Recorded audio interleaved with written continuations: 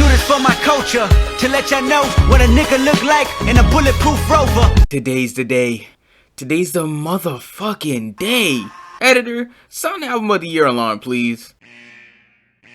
That's right, I'm sounding the alarm again because after 3 Tyler the Creator albums, 1 Kanye divorce, and a whole goddamn Brockhampton career, King Kendrick aka Kung Fu Kenny aka Kendrick Lamar has returned to teach these goofy ass niggas about what conscious rap really is with his latest project Mr. Morale and the Big Steppers, being a 2-part album about growth and perspective while being narrated by Kodak Black of all people to make for such a well done and poetic project from beginning to end. Alright, so I'm gonna be honest, I'm gonna be doing some major dick riding in this video, so if you ain't trying to be like this dude, you might as well leave now. But for starters, there's just a lot to digest when listening to this project, but from what I've taken from listening to it multiple times over, I can definitely tell you that it hit the mark in terms of its main themes of growth and perspective. There are tracks that acknowledge Kendrick's lost connections with God and greater things, and the old mentality that he had to overcome, such as with the track Die Hard, but then he also addresses his interactions with white women and the state that he had in his musical creativity in the song Worldwide Steppers. But then he also acknowledges the mentality that his father had when he was alive, being a stubborn and prideful old man who tried to push his hyper-masculine mentality, but instead just making Kendrick into this emotionally distant person due to the fear of being called weak on the track Father Time. And those are just few of the subjects that Kendrick addresses on this album, with the rest of them being just as meaningful and well executed. See, when looking back at his previous project To Pimp a Butterfly, the subject matter was the issues that black people face within society and amongst each other, being masked over by these funky and smooth beats. And when listening to this project, in a way it carries the same style, this time utilizing the new gen trap sound, heavy 808s, and catchy flows to tell both a story and teach a lesson to the listener about how important it is to grow as a person. And I believe that the song Auntie Diaries does a damn good job at this because of the subject being gender identity, homophobia, and how when you're younger you don't realize the impact the nasty actions you do or see, such as saying the F word, can have against someone. And I like how he addresses at the end of the song how religion doesn't have to affect your output on life, and how when he took a step back separating the man from God, it made him a better person with a better outlook on things such as the LGBTQ plus community.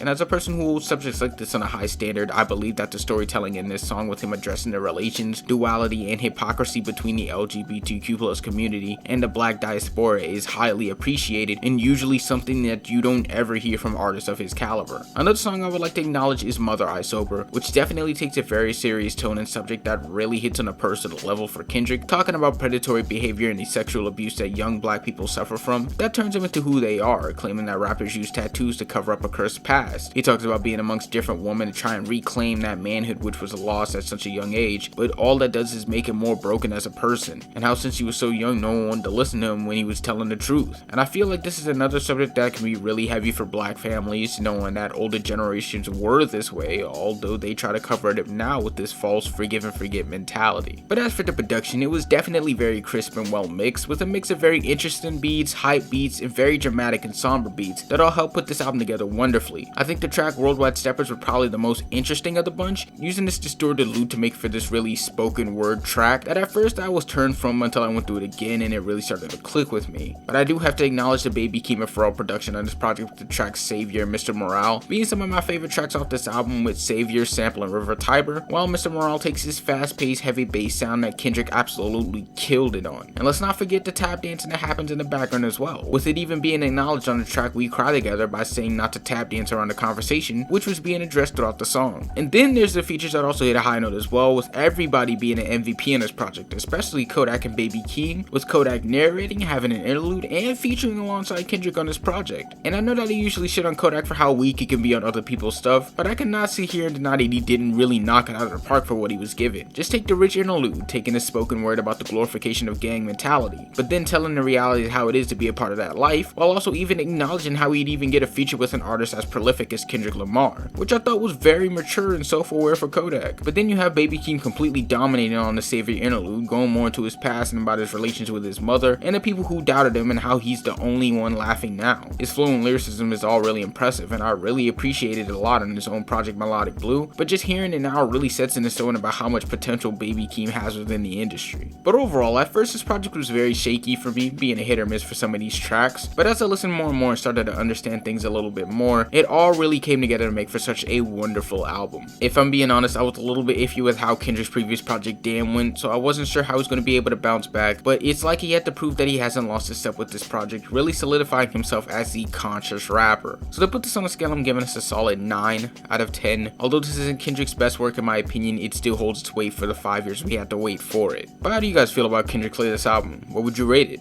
Let me know down in the comments, so liking and subscribing. Make sure to follow my IG and Twitter, and if you like illustrations using this video, make sure to follow the artist as well because she's dope. And on that note, I'll see you on Monday when I force Kendrick Lamar to tell me who Mr. Morale is. Peace.